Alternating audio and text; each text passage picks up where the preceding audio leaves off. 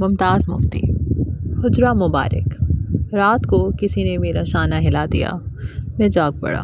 اٹھ کر بتی جلائی، قدرت میرے سرہانے کھڑے تھے۔ چلیے، وہ بولے۔ کہاں؟ مسجد نبوی کے کھلنے کا وقت ہو گیا، لیکن آپ کی طبیعت تو ناساز تھی، اب ٹھیک ہوں؟ باب جبریل۔ ہوٹل کی سیڑھیاں اتر کر جب ہم نیچے پہنچے تو سڑک سنسان پڑی تھی۔ مسجد نبوی کے صدر دروازے بند تھے۔ قدرت مسجد نبوی کی دیوار کے ساتھ ساتھ یوں چلے جا رہے تھے جیسے راستے سے پورے طور پر واقف ہوں۔ کچھ دور جا کر وہ رک گئے۔ ادھر آ جائیے، وہ دیوار کی طرف اشارہ کر کے بولے۔ یہ کون سی جگہ ہے؟ میں نے پوچھا۔ یہ باب جبرائیل ہے۔ اس دروازے سے حضرت جبرائیل حضور صلی اللہ علیہ وسلم کے پاس آیا کرتے تھے۔ وہ ایک چھوٹا سا دروازہ تھا، دیوار کے ساتھ ساتھ زائرین کی قطار لگی ہوئی تھی۔ اندھیرے میں وہ اچھی طرح نظر نہیں آ رہے تھے۔ ہم دونوں دیوار کے ساتھ قطار میں کھڑے ہو گئے۔ یہ دروازہ کہاں کھلتا ہے؟ میں نے پوچھا۔ حجرہ مبارک میں، یہاں نوافل پڑھنا افضل العبادت ہے۔ کئی ایک منٹ ہم وہاں دیوار سے لگے کھڑے رہے۔ آنکھیں اندھیرے سے مانوس ہوئیں تو میں نے دیکھا کہ قطار میں کھڑے زیادہ تر لوگ عمر رسید، ناتواں اور نحیف تھے۔ ان کی گردنیں ہل رہی تھیں، ہاتھوں میں تسبیحیں چل رہی تھیں، ٹانگیں لڑکھڑا رہی تھیں، انداز میں انتہا کی خاکساری تھی۔ دروازہ کھل گیا، ہم سب باری باری اندر داخل ہو گئے۔ یہ ایک چھوٹا سا کمرہ تھا۔ پتہ نہیں اندر داخل ہوتے ہی ان نحیف اور نزار بڈھوں کو کیا ہوا کہ ان کی گردنوں نے ہلنا بند کر دیا، ٹانگوں نے لڑکھڑانا بند کر چھوڑ دیا۔ پتہ نہیں ان میں اتنی طاقت کہاں سے آ گئی، جس طرح کوئی دبلی پتلی آصف زدہ لڑکی پر دفعتاً جن چڑھ جاتا ہے۔ وہ اٹھ کر بیٹھ جاتی ہیں، اکڑی ہوئی گردن، چڑھی ہوئی لال سرخ آنکھیں، اور وہ عالم دیوانگی میں ادھر ادھر دیکھتی ہے۔ اس میں اتنی قوت ابھر آتی ہے کہ 4 آدمی بھی اسے سنبھال نہیں سکتے۔ جذبہ، جنون۔ حجرے میں داخل ہوتے ہی ان 10-15 نحیف و نژاد بڈھوں پر ایسی کیفیت طاری ہو گئی جیسے وہ سب کے سب جن بن گئے ہوں۔ اس دیوانگی میں شر کا عنصر نہ تھا، جارحانہ رنگ نہ تھا، صرف جذبے کی وارفتگی تھی جو جنون بن گئی تھی۔ حجرے میں داخل ہوتے ہی قدرت نے دیوار کے پاس کھڑے ہو کر نفلوں کی نیت باندھ لی۔ اس کے پاس ہی میں نے بھی 2 رکعت نفل کی نیت باندھی۔ دفعتاً پیچھے سے ایک دھکا آیا، میں ہوا میں اچھلا اور کلا بازی کھا کر مقابل کی دیوار سے جا ٹکرایا۔ چند ساتھ کے لیے تو مجھے سمجھ ہی میں نہ آیا کہ ہوا کیا ہے۔ پھر یاد آیا کہ مجھے نفل پڑھنے ہیں۔ میں نے اٹھ کر پھر نیت باندھی۔ چند ساتھ کے بعد میں نے اپنے آپ کو اوندھے منہ گرا ہوا پایا۔ ارے یہ کیا ہو رہا ہے، میں نے سوچا۔ کچھ دیر تو میں اپنے آپ کو سنبھالنے میں مصروف رہا، پھر اٹھ کر بیٹھ گیا اور سوچنے لگا کہ اسرِ نو نیت باندھوں کہ نہیں۔ میں نے چاروں طرف دیکھا۔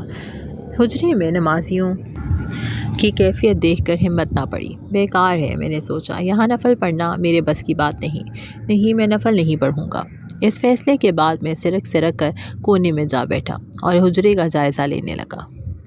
مٹی کا پہلوان۔ حجرے کی کیفیت عجیب سی تھی۔ مجھے ایسے محسوس ہوا جیسے میں کلکتے کے بلیک ہول میں بیٹھا ہوں اور اس بلیک ہول میں کہیں کوئی ہاتھی گھسا ہوا ہے۔ پھر میری نگاہ قدرت پر جا پڑی۔ قدرت اس وقت فٹ بال کی طرح حجرے میں ادھر ادھر اچھل رہے تھے۔ ابھی اس دیوار سے ٹکرائے، اب اس دیوار کے پاس اوندھے منہ پڑے ہیں۔ لو، وہ پھر اٹھ بیٹھے اور یوں کھڑے ہو گئے جیسے نیت نہ ٹوٹی ہو، جیسے نماز جاری ہو، جیسے کچھ ہوا ہی نہ ہو۔ ارے وہ پھر دھڑام سے پیچھے کو گرے۔ ان کے پیچھے کھڑے 7-8 نمازی سب کے سب لڑک گئے۔ جیسے قریب کھڑی اینٹوں کی قطار میں سے ایک اینٹ گرے تو ساری اینٹیں گر جاتی ہیں۔ ارے وہ تو پھر کھڑے نفل پڑھ رہے تھے۔ حیرت کی بات یہ تھی کہ قدرت صرف جسمانی طور پر گرتے رہے اور یہ جسمانی تھپیڑے ان کے ذہن پر کوئی اثر نہیں رکھتے تھے۔ گرنے کے بعد وہ فٹاک سے یوں اٹھ کر کھڑے ہوتے جیسے مٹی کے پہلوان ہوں۔ نہ وہ یہ دیکھتے کہ دھکا کدھر سے آیا، نہ یہ دیکھتے کہ انہیں کہاں چوٹ لگی، نہ یہ دیکھتے کہ آپ کہاں کھڑے ہیں۔ وہ تو یوں اٹھ کر ہاتھ باندھ دیتے جیسے سجدے سے اٹھے ہوں۔ میں حیرت سے ان کی طرف دیکھتا رہا۔ پہلے تو مجھے خیال آیا کہ انہوں نے پاکھنڈ مچا رکھا ہے۔ بھلا یہ کیسے ممکن ہے کہ ایک شخص چاروں طرف سے یوں دھکے کھائے، لڑکھڑائے، کلا بازیاں لگائے، دیوار سے پٹ کھا جائے، لیکن اس کی یکسوئی میں فرق نہ آئے، نماز جاری رہے، نیت نہ ٹوٹے۔ میں نے خود 2 مرتبہ کلا بازیاں کھائی تھیں۔ کئی منٹ میں جسم کو سہلاتا رہا تھا۔ نماز کی بات چھوڑیے، ایک بار تو میں نے اپنے آپ کو یہ سوچتے ہوئے پکڑ لیا تھا کہ اب کی بار جس نے مجھے دھکا دیا بڑھ کر اس کی گردن تو پوچھ لوں گا، تیرے فلاں کے فلاں کے فلاں۔ بدھ اور نروان۔ قدرت کے علاوہ وہاں دوسرے لوگ بھی نفل پڑھنے کی کوشش میں لگے ہوئے تھے۔ انہیں بھی دھکے لگتے تھے، وہ بھی لڑکھڑا کر گرتے تھے اور کوشش کرتے تھے کہ نیت نہ ٹوٹے، لیکن ان کی توجہ بھٹک جاتی، ادھر ادھر دیکھنے لگتے اور انہیں پھر سے نیت باندھنی پڑ جاتی تھی۔ پھر جو میں نے دیکھا کہ ایک تازہ دھکا کھانے کے بعد قدرت میری قریب آ کھڑے ہوئے ہیں۔ میں نے ان کی طرف غور سے دیکھا، ان کے چہرے کو دیکھ کر میں ہکا بکا رہ گیا۔ چہرے پر اس قدر سکون تھا جیسے پہاڑ کے ویرانے میں سنو لائن سے اوپر کسی کھو میں تنہا کوئی یوگی دھیان لگائے بیٹھا ہو۔ ان کے چہرے پر کوئی الجھن نہ تھی، فکر کی کوئی سلوٹ نہ تھی، آزردگی کا کوئی نشان نہ تھا۔ ایسے لگتا تھا جیسے وہ بڑھ کے درخت کے نیچے بیٹھے ہوئے بدھ ہوں جنہیں نروان حاصل ہو چکا ہو۔ نہیں، یہ نہیں ہو سکتا۔ یہ کیسے ہو سکتا ہے؟ یہ تقاضائے بشرا کے منافی ہے۔ یہ لوگ جو اس افراتفری میں بھی دھیان لگائے رکھنے کی صلاحیت رکھتے ہیں، کیا بشرا تقاضوں سے بے نیازی حاصل کر چکے ہیں؟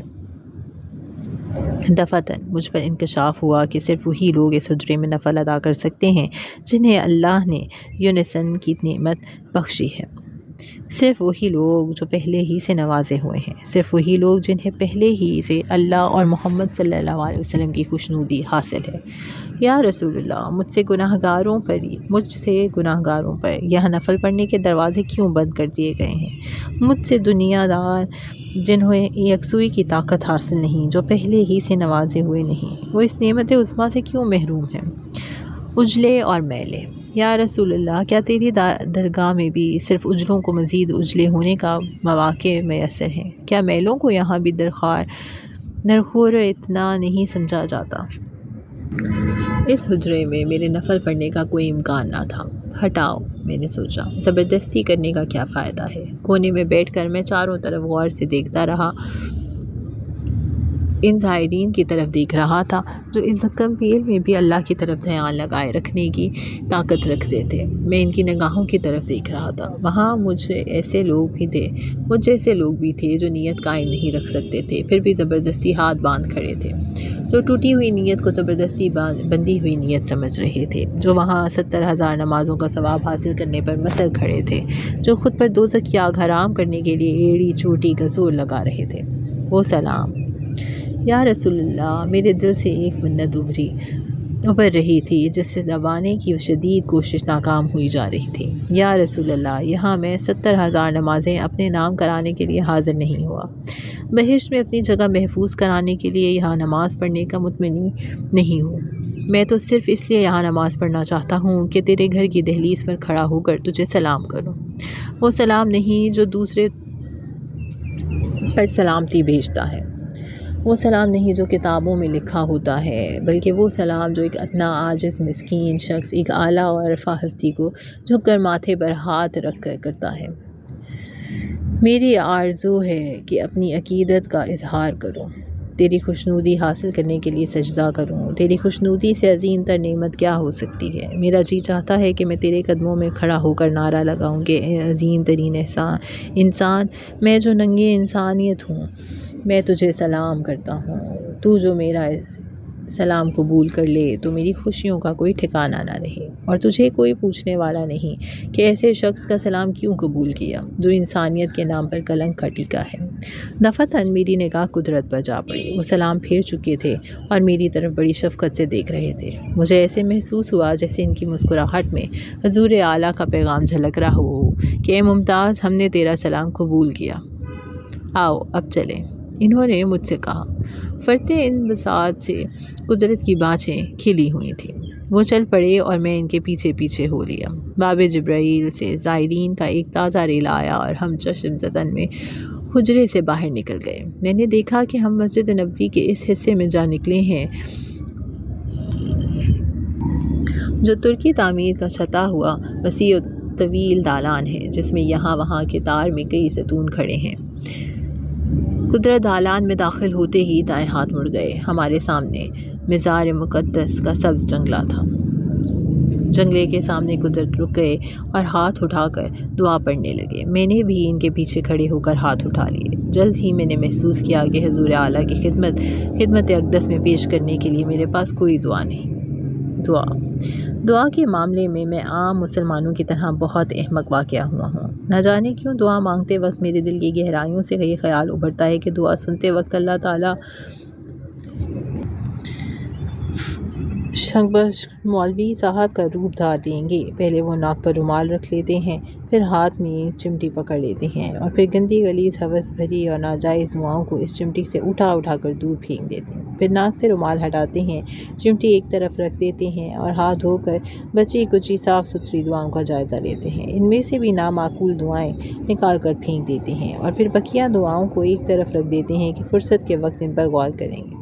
لاشعور میں رچے بسے ہوئے اس اعتبار کی وجہ سے مجھ ایسے عام گناہگار مسلمانوں نے نہ تو کبھی دعا کے مفہوم کو سمجھا ہے، نہ مانگنے کے فعل کو جانا ہے اور نہ قبول کرنے والے کی عظمت کا راز پایا ہے۔ میری اپنی حالت یہ ہے کہ دعا کے لیے ہاتھ اٹھانے سے پہلے سوچتا ہوں کہ کہیں میں اتنا تو نہیں مانگ رہا کہ دینے والے پر بوجھ ہو جائے، کہیں ایسی چیز تو نہیں مانگ رہا جو ناجائز ہے، جو غلیظ ہے، جس میں گناہ کا عنصر موجود ہے، کہیں اس دعا سے میری طبعی ہوس کا بھید تو نہیں کھلتا۔ پھر میں عرض کرتا ہوں کہ یا اللہ، میں حریص نہیں ہوں، میں تجھ سے زیادہ نہیں مانگتا، صرف اتنا مانگ رہا ہوں جس کی مجھے اشد ضرورت ہے اور جسے دینا تیرے لیے بار نہ ہوگا، مانگنے والا اور دینے والا۔ اس کے ساتھ ہی میرے دل سے ایک ہلکی سی آواز آتی ہے، اتنی ہلکی سی کہ سنی نہیں جا سکتی، یا اللہ دیکھ لے میں کتنا اچھا آدمی ہوں، میں نے تجھ پر بوجھ نہیں ڈالا، میں نے ایسی دعا نہیں مانگی کہ تجھے ناک پر رومال رکھنا پڑے، چمٹی اٹھانی پڑے، یا اللہ دیکھ لے ایسی دعا مانگ کر میں نے تجھ پر کتنا احسان کیا ہے۔ غلام دین وانی۔ میرے ایک دوست ہیں غلام دین وانی، انہوں نے ساری عمر نمازوں اور عبادتوں میں گزار دی ہے، لیکن آج تک وہ دعا مانگنے اور دینے والے کے مفہوم سے واقف نہیں۔ وہ اتنی خس سے دعا مانگتے ہیں کہ میرے نزدیک ان کی دعا دینے والے کی توہین کا باعث ہو جاتی ہے۔ ان کی دعا کا متن کچھ ایسا ہوتا ہے کہ یا باری تعالیٰ، بے شک مجھے زیادہ نہ دے، لیکن اتنا تو دے کہ میرا گزارا ہو جائے، یا اللہ اور کیا عرض کروں، تو مالک ہے، جیسے تیری مرضی۔ میں نے بارہا غلام دین وانی کو سمجھانے کی کوشش کی ہے کہ باری تعالیٰ کے حضور میں دعا مانگو تو اس پر قبول کرنا عائد کرنے کی کوشش کرو، یوں کہ یا باری تعالیٰ میرا کام مانگنا ہے، تیرا کام دینا ہے، تو جو بن مانگے دیتا ہے، مانگنے پر کیوں نہ دے گا، ضرور دے گا، یا باری تعالیٰ مجھے دے، اتنا دے کہ پھر مانگنے کی حاجت نہ رہے۔ بارہا میں نے وانی صاحب سے کہا ہے، یا تو مانگو اور دینے والے پر پورا بھروسہ کر کے مانگو، یا نہ مانگو۔ یہ کیا ظلم کرتے ہو کہ مانگتے بھی ہو، ساتھ ہی یہ بھی تاکید کرتے جاتے ہو کہ زیادہ نہ دینا، پھر اپنی مسلسل تنگ دستی پر روتے بھی رہتے ہو۔ یہ کیا تک ہے کہ ایک طرف مانگتے ہو، دوسری طرف دینا یا نہ دینا اس کی مرضی پر چھوڑ دیتے ہو کہ آگے تو مالک ہے، جو تیری مرضی۔ سچا مانگتا۔ پہلی مرتبہ جب میں نے ایک شخص کو مانگتے ہوئے سنا تو حیران رہ گیا۔ داتا کا مزاج تھا، ایک جٹا دھاری فقیر آیا، یوں داخل ہوا جیسے مقروض کے گھر قرض خواہ آیا ہو۔ اس نے داتا کو للکارا، جو داتا بنا بیٹھا ہے تو دے، دیکھ تیرے دوار پر مانگنے والا آیا ہوں، دے، 10 کروڑ روپے کا سوال ہے، 10 کروڑ روپے، 10 کروڑ روپے، 10 کروڑ روپے، چلاتا ہوا وہ دوسرے دروازے سے باہر نکل گیا۔ ارے میں بھونچکا رہ گیا، یہ جھٹا داری ہو کر روپیہ مانگ رہا تھا، اپنے اس مانگ پر ندامت نہیں محسوس کر رہا تھا۔ ہماری طرح داتا کو خسیس مولوی نہیں سمجھ رہا تھا، یہ نہیں سمجھ رہا تھا کہ داتا ناک پر رومال رکھ لیں گے، ہاتھ میں چمٹی اٹھا لیں گے۔ ارے گویا میری آنکھیں کھل گئیں، زندگی میں میں نے پہلی مرتبہ سچا مانگنے والا دیکھا تھا، پہلی مرتبہ ایک ایسا شخص جو مانگنے کی عظمت سے واقف تھا، جو داتا کو داتا سمجھتا تھا۔ ہاں تو حضور اقدس کی جالی کے پاس کھڑے ہو کر قدرت کو دعا پڑھتے ہوئے دیکھ کر میں نے بھی ہاتھ اٹھا دیے، لیکن چند ساعت کے لیے میں خالی ہاتھ اٹھائے کھڑا رہا۔ سمجھ میں نہیں آتا تھا کہ کیا دعا مانگوں۔ دعا مانگنے میں کئی بار فاش غلطیاں کر جایا کرتا ہوں، لہٰذا ایسے وقت میں ڈرتا رہتا ہوں کہ کہیں جذبات طاری نہ ہو جائیں اور ترنگ میں ایسی باتیں کہہ دوں کہ بعد میں شرمساری سے اپنے آپ سے منہ چھپاتا پھروں۔ کئی بار ایسا ہوتا ہے کہ اللہ تعالیٰ کی کرم نوازیاں اس حد تک بڑھ جاتی ہیں کہ میں جذبات کی روح میں بہہ کر اللہ کے حق میں دعائیں مانگنے لگتا ہوں کہ یا اللہ تو اتنا اچھا ہے کہ اللہ تجھے خوش رکھے، اللہ تجھے عظمتیں بخشے۔ پھر دفعتاً مجھے احساس ہوتا ہے کہ یہ میں کیا بک رہا ہوں، کیا میں باری تعالیٰ پر ایک اور اللہ مسلط کر رہا ہوں؟ اس پر اتنا شرمسار ہوتا ہوں کہ کچھ نہیں کہہ سکتا۔ پھر مجھے غصہ آنے لگتا ہے کہ میرے اللہ مجھ پر اتنی کرم فرمائیاں کرتے ہیں اور میں ان کے حق میں دعا بھی نہیں مانگ سکتا۔ حضور اقدس کی خدمت میں کھڑے ہو کر میرے ذہن میں صرف ایک بات آئی، سو میں نے عرض کر دی، یا حضور میں اتنی دور سے چل کر اس لیے حاضر ہوا ہوں کہ آپ کی خدمت میں سلام عرض کروں۔ آپ کی کتنی کرم نوازی ہے کہ حضور نے مجھ جیسے کا سلام قبول فرمایا۔ اللہ آپ کو مزید عظمتیں عطا فرمائے، مزید رفتیں سے نوازے، مزید قرب حاصل ہو۔ دفعتاً مجھے خیال آیا کہ یہ میں کیا کہہ رہا ہوں، گویا عرش بنی سے کہہ رہا ہوں کہ اللہ آپ کو عرش بنی کے مرتبے سے نوازے۔ یا حضور، میں نے شرمساری سے عرض کی، میری باتوں کا برا نہ مانیے، میں بے وقوف ہوں، جاہل ہوں۔ اس وقت مجھے درود تاج یاد آ گیا اور میں حضور کی حمد و ثنا میں اپنی خفت مٹانے کی کوشش کرنے لگا۔ دھن کی جنگلی کو پکڑے ایک صاحب ڈھائیں مار مار کر رو رہے تھے، دوسرے صاحب کی آنکھوں میں خاموش آنسو رواں تھے۔ میرا جی چاہا میں بھی روں، لیکن میری آنکھوں میں آنسو نہ تھے۔ گزشتہ گناہوں پر سچے دل سے توبہ کی جائے تو رقت پیدا ہوتی ہے۔ رقت گویا ایک دھنکی ہے جو روح کو دھنک کر رکھ دیتی ہے اور قلب میں ایک نئی پاکیزگی پیدا کر دیتی ہے۔ میرا جی چاہتا تھا کہ مجھ پر بھی رقت طاری ہو، میری روح بھی دھنکی جائے، مجھ میں بھی ایک نئی پاکیزگی پیدا ہو، لیکن مجھ پر کبھی رقت طاری نہیں ہوئی، شاید اس لیے کہ میں نے سچے دل سے گزشتہ گناہوں پر کبھی اظہار ندامت نہیں کیا، کبھی اظہار توبہ نہیں کیا۔ اس کی وجہ یہ نہیں کہ مجھے اپنی معصیت کا احساس نہیں یا مجھے اپنے گزشتہ گناہوں پر ندامت نہیں۔ یقین جانیے مجھے گناہ سے آلودہ ہونے کا شدت سے احساس ہے، لیکن جب بھی مجھے توبہ کا خیال آتا ہے تو اندر سے ایک آواز آتی ہے کہ توبہ کرنے کا حق صرف اسے حاصل ہے جسے اپنے آپ پر اعتماد ہو، جو یقین سے کہہ سکے کہ آئندہ گناہ کا اعادہ نہ ہوگا۔ مجھے اپنے آپ پر اعتماد نہیں، سب سے بڑا انسان اور رسول اللہ صلی اللہ علیہ وسلم۔ دفعتاً میری نگاہ قدرت پر جا پڑی۔ جنگلے سے ذرا پیچھے ہٹ کر وہ ہاتھ اٹھائے کھڑے تھے۔ یا اللہ، اتنی لمبی دعا! میں نے ایک قدم آگے بڑھ کر ان کی جانب دیکھا۔ میرے اللہ، یہ قدرت کو کیا ہوا ہے؟ میرے سامنے قدرت نہیں بلکہ ایک نحیف و نزار بوڑھا کھڑا تھا۔ اس کا چہرہ ڈھلک گیا تھا، آنکھوں کی چمک گل ہو گئی تھی، پیشانی پر بے شمار سلوٹیں پڑی ہوئی تھیں، منہ پر من و عجز کے ڈھیر لگے ہوئے تھے، گردن خاکساری کے دباؤ تلے ڈھلکی ہوئی تھی۔ ایسے معلوم ہوتا تھا جیسے عجز و انکساری میں جان پڑ گئی ہو۔ یہ دعائیہ انداز تو نہیں، میں نے سوچا، رقت بھی نہیں، احساس معصیت بھی نہیں، پھر یہ عجز کیا ہے؟ جنگلے سے لپٹے ہوئے زائر نے ایک نعرہ مارا، میری توجہ اس کی جانب مرکوز ہو گئی۔ پھر جو دوبارہ میں نے قدرت کی طرف دیکھا تو وہ مزید بوڑھے ہو چکے تھے۔ ہر ساتھ کے بعد ان کی عمر میں 10 سال کا اضافہ ہوتا جا رہا تھا۔ دفعتاً میں نے محسوس کیا کہ وہ دعا نہیں پڑھ رہے تھے، حمد و ثنا نہیں کر رہے تھے، ارے شاید وہ حضوری میں کھڑے ہوں۔ میں نے پھر سے غور سے انہیں دیکھا، میرے دل پر ایک خوف طاری ہو گیا۔ جناب محمد صلی اللہ علیہ وسلم کی رفت و عظمت کو میں نے صرف سنا ہے، پڑھا ہے، جانا نہیں۔ قدرت کے عز و انکساری کو دیکھ کر میں نے محسوس کیا کہ ضرور اس شخص نے حضور صلی اللہ علیہ وسلم کی عظمت و رفت کو جانا ہے۔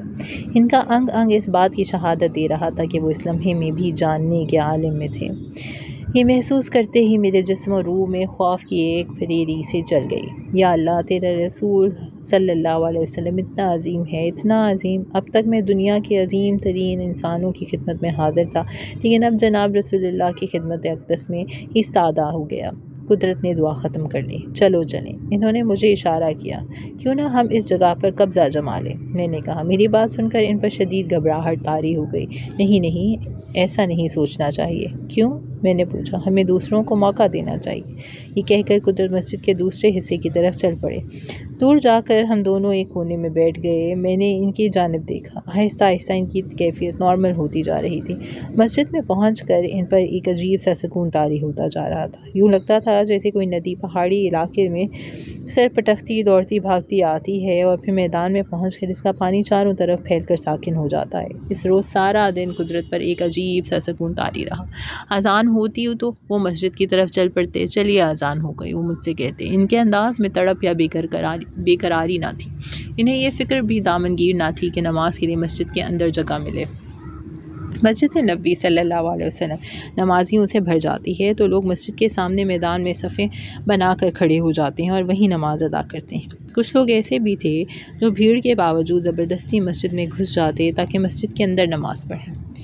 بے نیازی اور شورا شوری۔ سارا دن قدرت یا تو مسجد کے باہر نماز پڑھتے یا مسجد کے عوامی حصے میں سارا دن وہ نہ تو مزار مقدس کی طرف جاتے نہ ترکی دالان کی طرف۔ یا اللہ، یہ کیا اسرار ہے! صبح اتنی شورا شوری اور اب اتنی بے نیازی۔ بات میری سمجھ میں نہیں آ رہی تھی۔ مدینہ منورہ میں پہنچ کر میری کیفیت ایسی تھی جیسے کوئی خالی ورق ہو، خالی برتن جیسے شہد ٹپک گیا ہو اور خالی کھگارا گیا ہو۔ شام کو مغرب کی نماز پڑھنے کے بعد جب ہم ہوٹل میں واپس پہنچے تو قدرت اپنے کمرے میں چلے گئے اور میں اپنے کمرے میں آ گیا۔ دل میں پر ایک عجیب سی اکتاہٹ طاری تھی۔ کمرے میں پہنچا تو وہاں ایک صاحب بیٹھے انتظار کر رہے تھے۔ آپ مفتی صاحب ہیں؟ انہوں نے کہا۔ جی فرمائیے۔ میں مدینہ منورہ کی پاکستانی ڈسپنسری کا ڈاکٹر ہوں، وہ بولے۔ جی، میں نے کہا، میں شہاب صاحب کو ایک پیغام دینے آیا ہوں، آپ ان سے خود مل لیں۔ نہیں، وہ بولا، انہیں تکلیف نہ دیجیے، آپ میرا پیغام لے جائیے اور جواب میں وہ جو فرمائے مجھے بتا دیجیے۔ بہت اچھا، فرمائیے۔ ان سے کہیے کہ آج شب کو نماز عشاء کے بعد مسجد نبوی خصوصی طور پر شام راکوں کے لیے 1-1.5 گھنٹے کے لیے کھلے گی۔ میں نے انتظام کر دیا ہے، اگر شہاب صاحب یا ان کے ساتھی مسجد نبوی میں جانا چاہیں تو بسط شوق چلیں، میں انہیں ساتھ لے چلوں گا۔ سنہرا موقع۔ کیا کہا؟ مسجد نبوی خصوصی طور پر کھولی جائے گی؟ ہاں، وہ کہنے لگے، آپ جہاں چاہیں نوافل ادا کر سکتے ہیں، جہاں چاہیں بیٹھ کر تلاوت کر سکتے ہیں۔ خوشی اور حیرت سے میری کنپٹیاں تھرکنے لگیں۔ تو کیا حجرہ میں بھی میں نفل ادا کر سکوں گا؟ اس عظیم خوشخبری پر مجھے یقین نہیں آ رہا تھا۔ میں بھاگا قدرت کی طرف گیا۔ میں نے بڑے شوق سے انہیں یہ خوشخبری سنائی۔ جواب میں قدرت نے صرف اتنا کہا، اچھا تو ڈسپنسری والے ڈاکٹر صاحب آئے ہیں، وہ میرے پرانے واقف ہیں، چلیے میں انہیں مل لوں۔ قدرت ڈاکٹر سے بڑے اتفاق سے ملے، دیر تک ان کے مزاج پوچھتے رہے، آخر میں بڑی معذرت کے ساتھ کہنے لگے، ڈاکٹر صاحب میری طبیعت ٹھیک نہیں، افسوس کہ میں اس سنہری موقع کا فائدہ نہیں اٹھا سکتا۔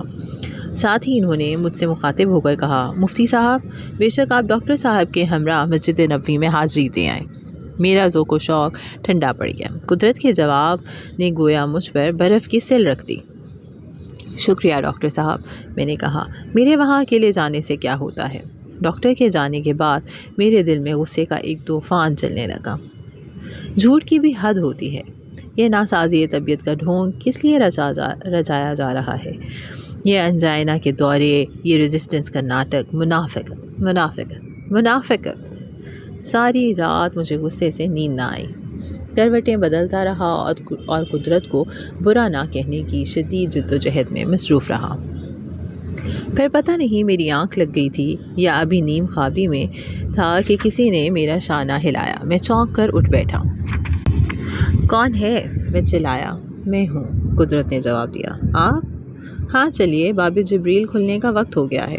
اس وقت میرا جی چاہا کہ اٹھ کر دونوں شانوں سے انہیں اوپر اٹھاؤں اور ہوٹل کی کھڑکی سے باہر پھینک کر ہاتھ جھاڑوں اور پھر آرام سے لیٹ کر سو رہوں۔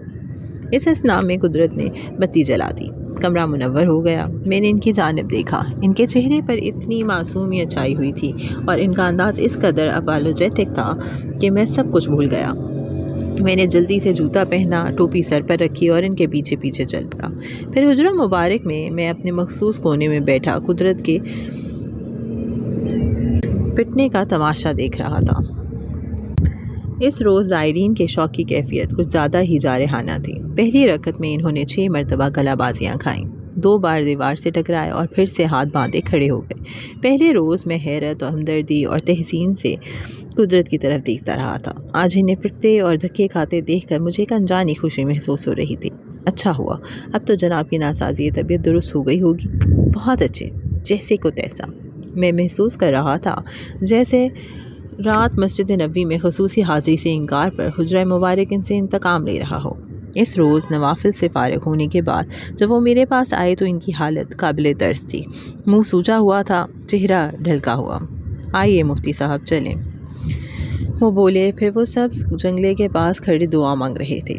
اس روز حضوری اور تابناک تھی۔ حاضر کی آنکھیں چندیائی ہوئی تھیں، وہ مجسم عدم اور عجز بنا کھڑا تھا۔ اس روز میں یہ بھول گیا کہ میں بھی سبز جنگلے کے پاس کھڑا ہوں۔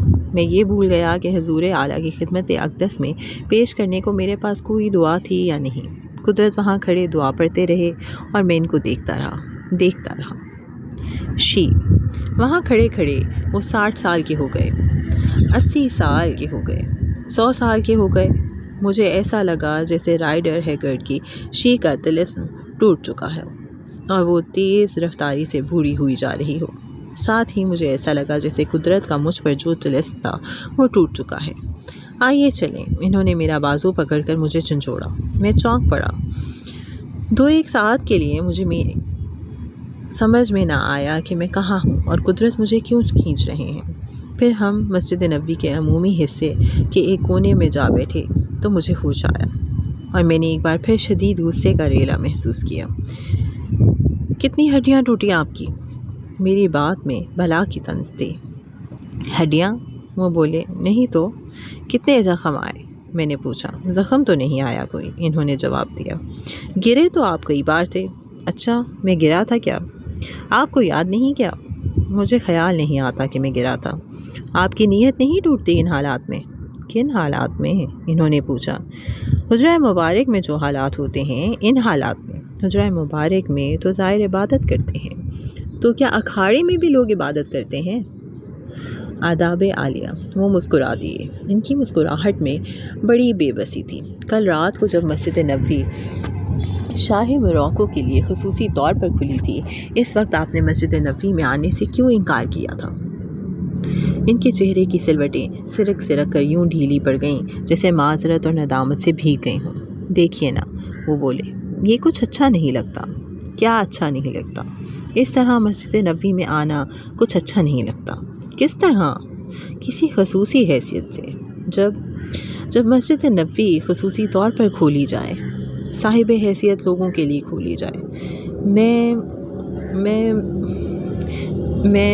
وہ اٹک کر رک گئے، پھر سنبھل کر بولے، حضور کی خدمت عالیہ میں حاضری دینے کے کچھ آداب ہونے چاہیے۔ اللہ اکبر، اللہ اکبر۔ مسجد نبوی کے مؤذن کی اذان گونجی۔